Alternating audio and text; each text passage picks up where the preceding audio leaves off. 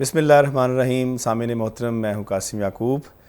ادب کے ساتھ پروگرام میں آپ کو خوش آمدید کہتا ہوں. یہ خصوصی پروگرام علامہ اقبال یونیورسٹی کی طرف سے پیش کیا جا رہا ہے. آج ہماری مہمان شخصیت ہیں ڈاکٹر محمد صفدر رشید. ہم ان سے ادب، تنقید کے حوالے سے گفتگو کریں گے، اور حال ہی میں ان کی کتاب شائع ہوئی ہے شعر شعریات فکشن. اس پر بھی ہم ان سے بہت سے سوالات کریں گے، جسے حال ہی میں ایک ایوارڈ بھی ملا KLF کی طرف سے.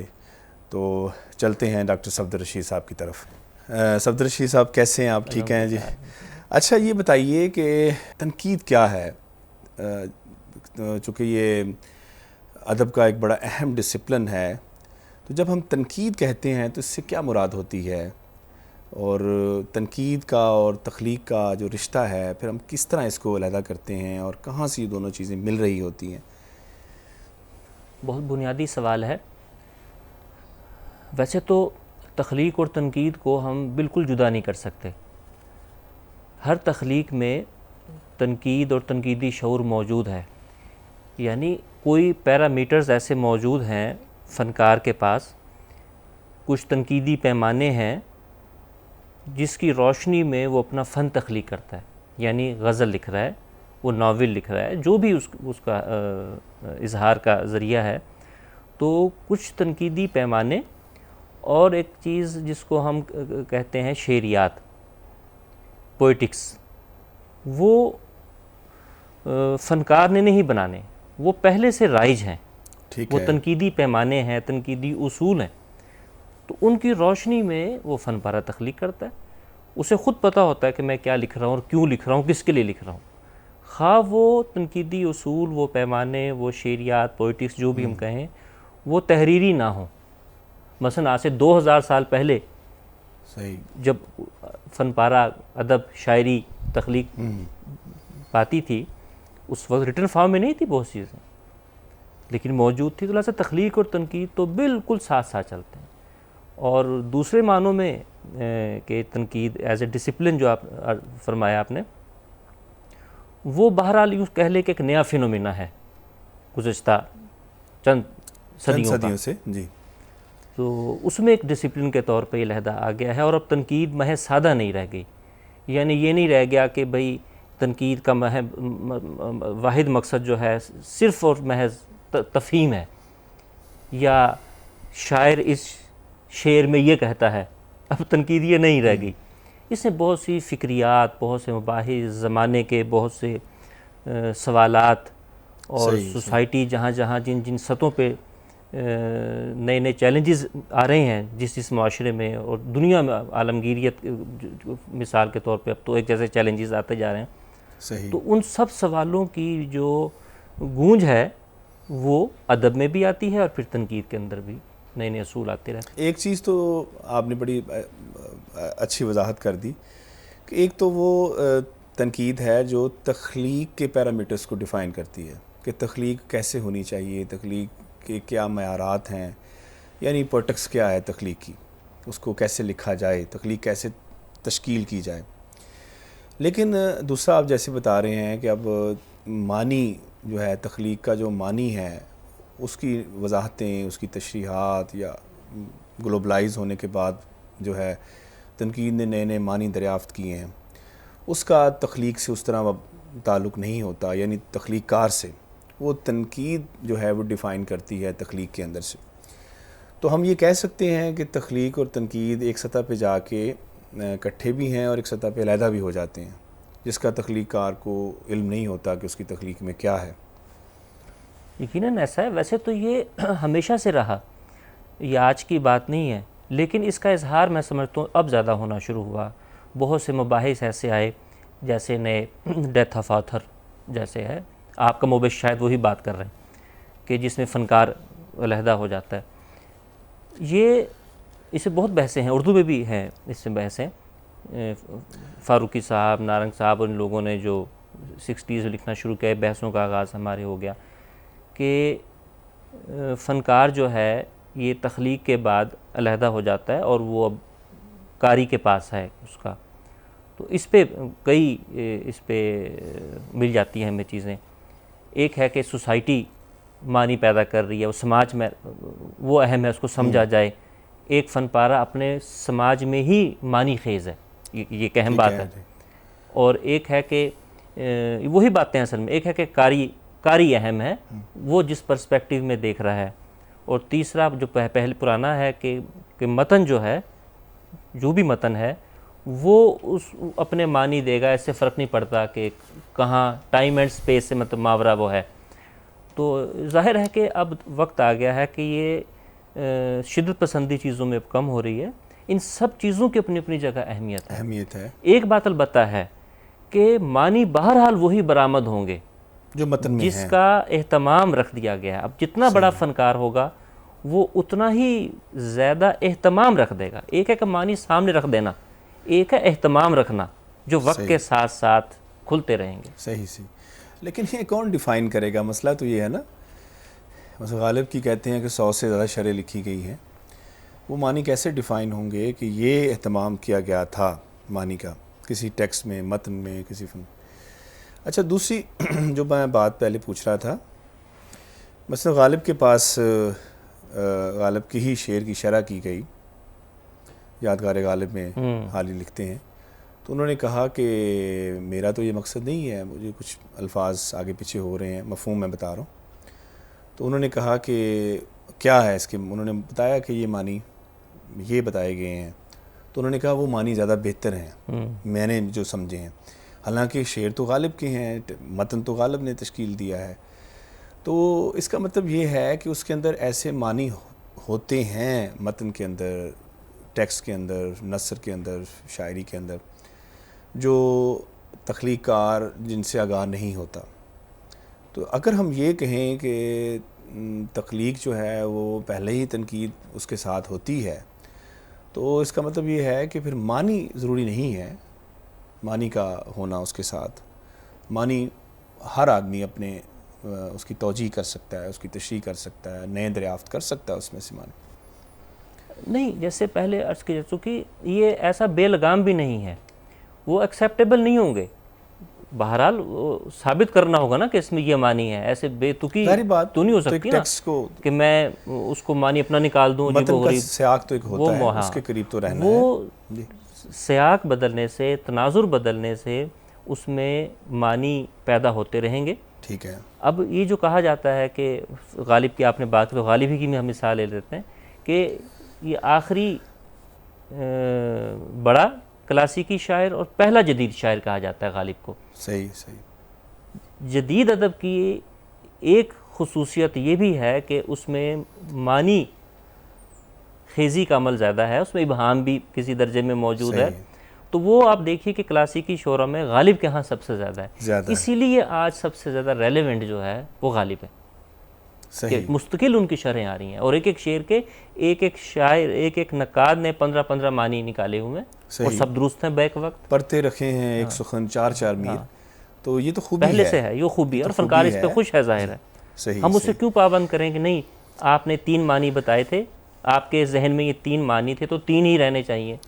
وقت کے ساتھ ساتھ جتنا بڑا شعر ہوگا وہ ہوتا رہے گا، وہ نئے معنی اس میں سے پیدا ہوتے رہیں گے.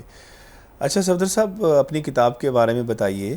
شعر، شعریات اور فکشن، فاروقی صاحب کی تنقید کے حوالے سے آپ نے کام کیا اور اس پہ آپ کو KLF ایوارڈ ملا. اس کے کچھ مندرجات سے ہمارے ناظرین کو آگاہ کیجیے. بنیادی طور پہ تو یہ PhD کا مقالہ ہے، اور شمس الرحمن فاروقی کی تنقید کا جائزہ ہے. یعنی وہ تخلیق کار بھی ہیں، وہ شاعر، مطلب ناول بھی ہیں، ان کے افسانے بھی ہیں، وہ ہمیں جو ہے شخصیت تھے، ہم جانتے ہیں. یعنی گزشتہ اگر ہم کہیں کہ 3-4 دہائیوں میں اتنی وسعت والا آدمی ہمارے ہاں اگر کوئی 2-4 بھی بمشکل نکلیں گے. یہ ان کی مطلب اہمیت ہے بہت. اس تو ہم کو نہیں دیکھیں گے، اس کتاب میں، اس مقالے میں میں نے بحیثیت نقاد ہی انہیں دیکھا ہے. اس کے باوجود بھی کہ ہم صرف نقاد کے طور پہ جب میں نے لیا تو اتنی زیادہ اس میں پھیلاؤ ہے ان کا کہ ایک طرف مثلا وہ جدید نظم پہ لکھ رہے ہیں، فرض کیجئے اسی طرح ہی اور دوسری طرف وہ کلاسیکیت غزل کی شعریات بازیافت کر رہے ہیں. ایک ہے کلاسیکی غزل پہ لکھنا, صحیح, وہ ایک علیحدہ ہے معاملہ. ایک ہے کلاسیکی غزل کی شعریات پہ وہ دریافت کر رہے ہیں. صحیح, 25-30 برس لگائے انہوں نے اس کام پہ. اسی طرح پھر داستان پہ کام, محض داستان پہ کام ان کا روٹین کا کام نہیں ہے کہ داستان کی اہمیت پہ بات ہو جائے, صحیح صحیح, بلکہ داستان کیا ہے اس کی پوئٹکس دریافت کرنا, صحیح, کہ وہ زبانی بیانیہ ہے, تحریری بیانیے کی شعریات سے اس کو ہم نے علیحدہ رکھنا ہے. اس لیے آپ اگر اس پہ بات آپ وقت ہوا تو اس پہ کریں گے کہ داستان کی شعریات کیا ہے. ٹھیک ہے, لہٰذا یہ بہت ان کا وسیع معاملہ تھا کہ نظم پہ بات کر رہے ہیں, غزل پہ بات کر رہے ہیں, اچھا جدید نظم پہ بات کر رہے ہیں, ناول پہ, فکشن پہ پوری ان کی مضامین کا ایک سلسلہ ہے جو مثلا وہ ہے مشہور افسانے کی حمایت میں. صحیح, مثلا انہوں نے کوئی آج سے 40 برس پہلے ایک تقریباً کم و بیش لکھا تھا افسانے کی حمایت میں ایک, پھر دوسرا آیا, تیسرا آیا, چند برس پہلے 6 آ چکے اس کے. کچھ افسانے کی حمایت میں سیریز جو ہے وہ خاص طور پہ فکشن پہ, لیکن افسانے پہ خاص طور پہ وہ سنگ میل ہے ایک لحاظ سے نئے سوالات کے ساتھ. تو یہ ایک ان کے تنقید میں نے یہ دیکھا کہ ان کے ہاں ہمیں جہتی ہے. اور اچھا, پھر کچھ تھیوریٹیکل بحثیں بھی کی, ہاں مثلا پوئٹکس شعریات ہوتی کیا ہے, غیر ادبی معیار, ادبی معیار اور غیر ادبی معیار کیا ہوتے ہیں کسی بھی ادب کے, ٹھیک ہے. پھر ماڈرنزم کیا ہے, انہوں نے ماڈرنزم کو پورا ڈیفائن کیا, بتایا کہ ماڈرنزم کیا ہے اور کلاسیکی سے اس کا فرق یا اس کی کیا ضرورت ہے اس حوالے سے. تو کیا آپ کیا سمجھتے ہیں کہ ان کی کتنی کنٹریبیوشن ہے تھیوریٹیکل بحثوں میں بھی, خاص طور 60s-70s میں جنہوں نے کی؟ کچھ بحثیں تو ان کی تسلسل میں ہیں جو پہلے سے چلی آ رہی ہیں. ان سے پہلے مثلا جو 3-4 بڑے لوگ ہیں وہ اس پہ لکھ رہے تھے. 3-4 بڑوں میں آپ محمد حسن عسکری ہیں, صحیح, آل احمد سرور ہیں, کلیم الدین احمد ہیں مثال کے طور پہ, اگر 3 بڑے لیں تو, اور اس سے پہلے ظاہر ہے. ویسے تو بحثوں کا آغاز اردو تنقید میں حال ہی سے ہوتا ہے, باضابطہ تنقید میں بحثیں, جی ہاں, ڈسپلن کے طور پہ کہ اسے کیا کرنا چاہیے تھا, کیا نہیں, ادب کو کیسا ہونا چاہیے تھا, اخلاقی سوالات, دوسرے سوالات آنے شروع ہو گئے تھے. لیکن بہرحال وہ جنرل باتیں تھیں, اس میں جذبات کا ایلیمنٹ بھی تھا زیادہ. صحیح, ایک ڈسپلن جیسے آپ نے کہا شروع میں, ایک ڈسپلن کے طور پہ یہ دیکھیے مضمون نگاری اور چیز ہے, اپنے خیالات کا اظہار کرتے نہ کسی بات پہ, یہ تنقیدی کارگزاری ہے. یہ بھی اس کی اہمیت کم نہیں میں کہہ رہا, لیکن یہ بہرحال موجود تھی. احتشام حسین, میں نام بھول گیا, بہت بڑا نام ہے احتشام حسین, اسی دور کا, یعنی 3-4 جو بڑے نام آتے ہیں ہمارے پاس.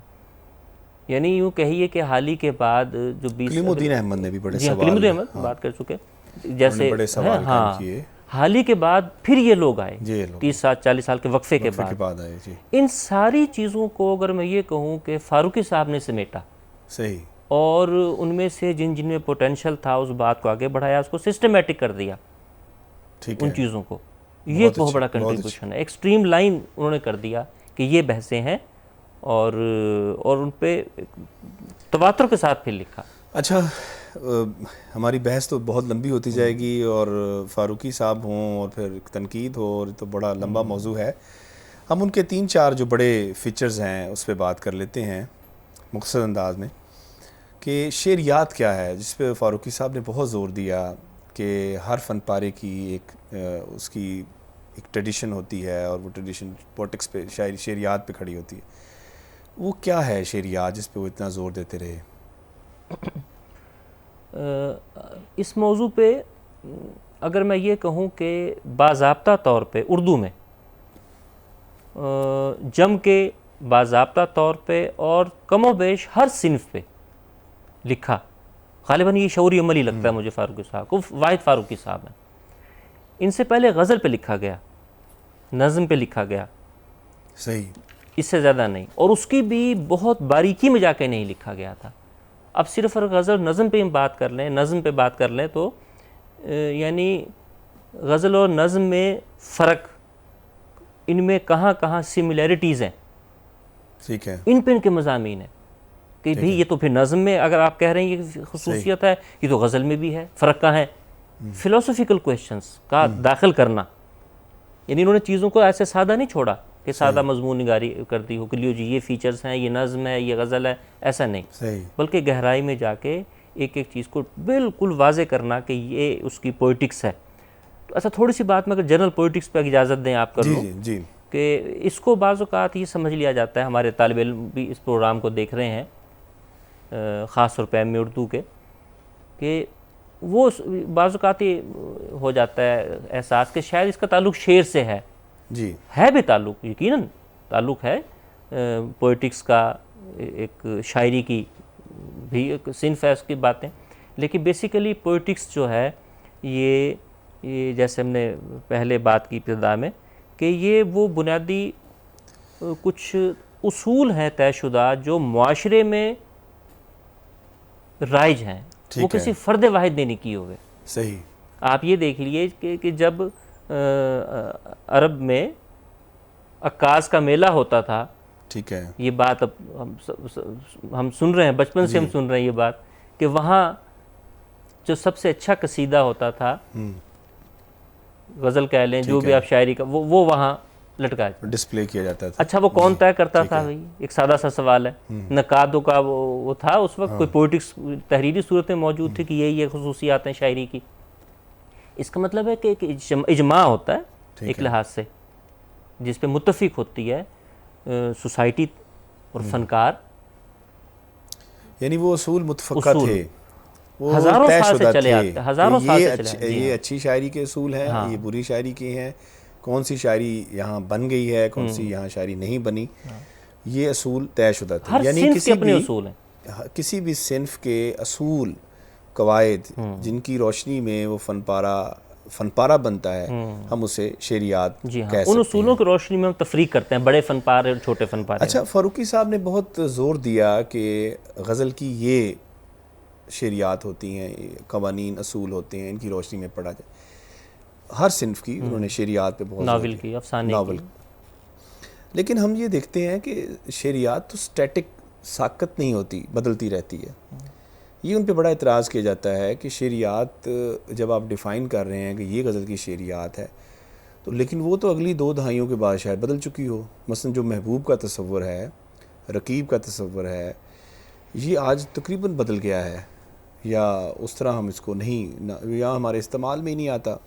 بہت ساری اصطلاحات جو ہیں جن کی روشنی میں ہم کلاسیکل غزل کو پڑھتے ہیں وہ بدل گئی ہیں یا ختم ہو گئی ہیں، یا ان کو تبدیل کر لیا گیا، یا فیض نے اس کو تبدیل کیا، ان کے معنی بدلے اس کی روشنی میں۔ تو شعریات تو سٹیٹک نہیں ہوتی، بدلتی رہتی ہے، تو اتنا پھر زور کیوں دیا گیا فاروق سے؟ نہیں، وہ صرف کیونکہ باضابطہ طور پہ نہیں تھا اردو میں، اس انداز میں بکھرا ہوا تھا اور ہر صنف کا تقریباً نہیں تھا، تو وہ انہوں نے یہ نہیں کہا کہ یہ طے ہو گئی کہ یہ اس سے آگے پیچھے نہیں ہوا جا سکتا۔ وہ اس لیے کہ تخلیق پہلے ہے، اس کی روشنی میں ہی طے پاتا ہے، ایسا نہیں کہ ہے تو یہ دونوں چیزیں مکس۔ مثال کے طور پہ اگر ہم بات کر ہی لیں، پوئٹکس جو جہاں سے لفظ آیا ہے ہمارے ہاں، وہ ارسطو کی کتاب ہے جو جس کے تراجم ہوئے، اور آپ کو حیرت ہوگی شاید کہ یہ سب سے پہلا ترجمہ باضابطہ عربی میں ہوا تھا، اس کے کچھ 150-200 سال کے بعد انگریزی میں ترجمہ ہوا اسی متن سے لے کے۔ تو عربوں کے ہاں یہ تو 1200-1300 سال پہلے یوں سمجھیے کہ اس پہ تراجم ہو چکے، بات ہو چکی۔ تو انہوں نے جو فن پارے ان کے سامنے موجود تھے، گریک ٹریجڈی، ٹھیک ہے، اور جو ہے ایپکس، رزمیہ، ان کی روشنی میں وہ اصول مرتب کیے تھے۔ یہ ایسا نہیں کہ ارسطو نے کہ وہ خود سے کوئی اصول لکھے ہیں کہ لو جی یہ معاشرے میں رائج ہے، نہیں، اچھی بڑی ٹریجڈیز، ہومر وغیرہ کی، المیہ جو ڈرامے تھے، ان کی روشنی سے انہوں نے اصول اخذ کیے وہاں سے۔ تو تخلیق بہرحال پہلے ہے، تخلیق بدلتی رہے گی سماج کے وقت کے ساتھ ساتھ، اور وہاں سے اصول بدلتے رہیں گے۔ میرا سوال یہ تھا کہ وہ صرف اس خاص زمانے کے لیے ہوں گی نا؟ ایسا ہی ہے، مطلب جو غزل نظم جو لکھی گئی 50s کے بعد، اس کے کچھ اصول اور ہیں. نظم کا پیرامیٹر ہی بدل گیا, پابند نظم رہی نہیں, آزاد نظم آ گئی. آزاد نظم کی بھی اب جو پوسٹ ماڈرن شکل ہے وہ بہت ڈفرینٹ ہو گئی ہے. اب گیپس ہیں اس کے اندر, قاری کو بہت زیادہ شمولیت پہ اکسایا جاتا ہے. پھر نثری نظم آ گئی. تو ہم اگر یہ کہیں کہ جی جو مثنوی کی پولیٹکس یہ ہے, شعریات, یا نذیر قربادی کی نظم کی شعریات یہ ہے, اور اسی کی روشنی میں ہم نظم کو پڑھیں آج, تو پھر تو نظم کی شعریات جو ہے ہم آج کی نظم نہیں پڑھ سکتے اس طرح. نہیں, اصرار نہیں ہے اس پہ کہ یہ ہے اور اسٹیٹک ہے, ایسا کوئی نہیں. بھائی تو یعنی ممکن ہی نہیں ہے ایسی بات کہنا. شعریات تو زمانے کے ساتھ یہ روایت ہے نا, چلتی اس روایت میں اضافہ ہوتا رہے گا. اب ظاہر ہے کہ یہ آزاد لیکن یہ کلاسیکل غزل کو اگر پڑھنا ہے تو پھر آج کی شعریات سے نہ پڑھیں, اس کی شعریات یہ ان کا البتہ ہے, کنٹریبیوشن ہے کہ آج کی اس میں معنی خیزی جیسے ہم نے پہلے کی کہ آج کے زمانے میں تناظر بدلنے سے, قاری کا سیاق بدلنے سے, یعنی زمان و مکان کی تبدیلی سے اچھا متن جو ہے, اچھا شعر جو ہے وہ آنے والے زمانوں میں اپنے نئے نئے معنی دیتا رہے گا. صحیح صحیح. اس کی سائنٹیفک تعبیر بھی ہوتی رہے گی. غالب کے بہت سے اشعار کی آج کے جدید دور کے حساب سے سائنٹیفکلی اس پورا کام موجود ہے, اس پہ مقالات موجود ہیں, ہے نا. جی ہاں, اس وقت وہ چیز تھی نہیں. یہ ایک علیحدہ سے بات ہے.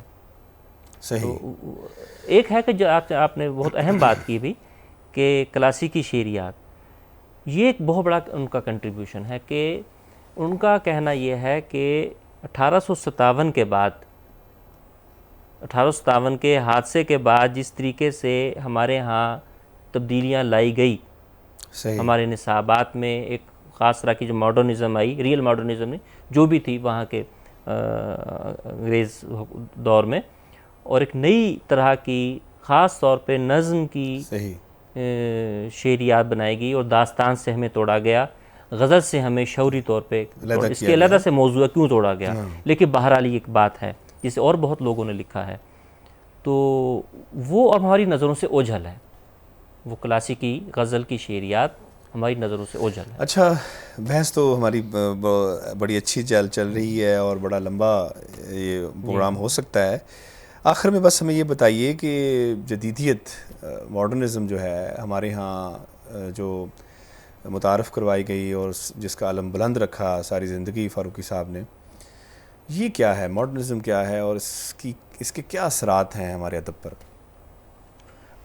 یہ بہت الجھا ہوا موضوع ہے ماڈرنزم, جدیدیت, اور اس پہ بہت مغالطے بھی ہیں, اور اس کی مختلف ہمیں ڈیفینیشنز مل جاتی ہیں جو بیک وقت تمام درست بھی ہیں.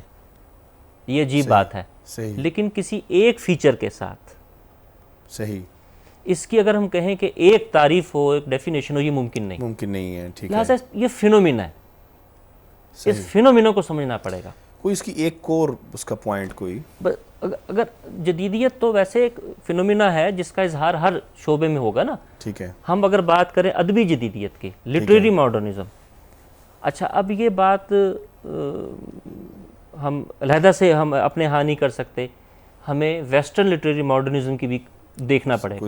اب وقت نہیں کہ ہم اس پہ بات کریں. ظاہر ہے 20ویں صدی کے آغاز میں وہاں جو تبدیلیاں ہو رہی تھی یورپ میں, اور خاص طور پہ پہلی عالمی جنگ کے بعد, وہاں جو جس طریقے سے بغاوت ایک لحاظ سے کی وہاں کے حساس طبقے نے, فنکار نے, فلسفر نے, دانشور نے, کہ یہ جو ہم پہ بہت زیادہ چیزیں ہمیں دکھائی گئی تھی, بتائی گئی تھی, سائنس کی ترقی, فرض کیجئے ایک بات, اس نے تو ہمیں جنگیں دی, اس نے تو ہمیں غربت بھوک دی ہے, رد عمل کا آیا تھا.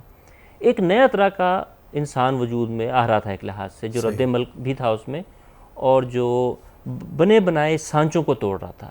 دادائزم کی تحریک پوری, جب تک ہم دادائزم کو نہیں سمجھیں گے آگے لٹریری ماڈرن سمجھ نہیں آئے گا. اس سرے دست ہم ان چیزوں کو چھوڑتے ہیں. ویسٹ میں یعنی آزادی دی فنکار کو کہ وہ بھائی اپنی ذات کا اظہار کرے, بنے بنائے سانچوں کی بجائے, طے شدہ اصولوں کی بجائے وہ اپنے خیالات کی روشنی میں پیش کرے. ٹھیک ہے, ٹھیک ہے, دنیا کو دیکھے اور دکھائے. صحیح. یہ ایک بنیادی سی بات ہے کہ فنکار کو آزادی ہو. اچھا, ہمارے ہاں بھی یہی آیا, بنیادی فیچر یہی, اور ذات کا اظہار جو ہے.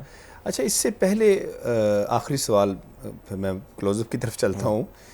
اس سے پہلے ہمارے ہاں ٹریڈیشن جو ہے تھیوری کہہ لیں یا نظریہ کہہ لیں، حسن عسکری صاحب اس کا بہت زور شور سے اس کا پرچار کر رہے تھے. فاروقی صاحب کی جو ماڈرنزم ہے وہ تو میرے خیال میں ڈیفائنڈ ہے کہ وہ ٹریڈیشن کے ساتھ نہیں چل سکتی ہیں، اس طرح روایت کے ساتھ نہیں ہے. روایت بہرحال وہ اور چیز ہے، اور ذات کا اظہار اور ذات کی پیچیدگی ہیں اور ذات کو ہی فوکس رکھنا اور ابہام مبہم اور ارد گرد کی جو آپ کی زندگی ہے اس کی عکاسی کرنا، یا دوسرے لفظوں میں میر ٹریڈیشن ہے اور غالب جو ہے وہ ماڈرن ہے. تو فاروقی صاحب ساری زندگی یہ بھی کہتے رہے کہ میں مطلب حسن عسکری سے میں نے بہت کچھ سیکھا، پھر وہ ماڈرن بھی رہے. تو اس حوالے سے کس طرح انہوں نے دونوں کو چلایا یا کس طرح، کیا ان کے ہاں یہ سوال آپ کا اس لیے پیدا ہو رہا ہے، اور آپ نے بہت اچھا کیا یہ سوال کر لیا. یہیں سے مغالطے پیدا ہوئے ہیں. ایک تو لفظ جدیدیت نے بہت مغالطے پیدا کی. یہ سوال میں نے خود فاروقی صاحب سے بھی کیا تھا. بنیادی طور پہ جو عسکری صاحب کی جدیدیت جس کو وہ رد کر رہے ہیں وہ یہ جدیدیت نہیں ہے. انہوں نے کہا کہ عسکری صاحب کو شاید کوئی اور لفظ استعمال کرنا چاہیے تھا. ٹھیک ہے، یہ لفظ کا سر جھگڑا ہے. انہوں نے اس روشن خیالی کے پروجیکٹ کو رد کیا ہے عسکری صاحب نے، وہ ماڈرنزم نہیں ان کے ہاں جو روایت کا نظریہ ہے جی، ادب کے اندر روایت، اس کو یہ مانتے ہیں. آپ دیکھیں کہ یہ جو جدیدیت ہے نا، یہی میں سوال کر رہا ہوں کہ جدیدیت اور روایت ادب کے اندر یہ دو علیحدہ علیحدہ فنومینا ہیں یا نظریہ تحریر کے نظریات ہیں. ان دونوں کو کس طرح وہ مان رہے ہیں؟ نہیں، اس میں کوئی تضاد نہیں ہے. خود یورپ میں بھی جو ہم بات کر رہے ہیں نا کہ 20ویں صدی میں، وہ یہ نہیں ہے کہ اپنی روایت کو مکمل بریک کر دیا. انہوں نے چند پہلو آئے تھے کہ جس میں انہوں نے روایت کا انکار کیا، لیکن الٹیمیٹلی ٹی ایس ایلیٹ ہے سب سے بڑا نمائندہ.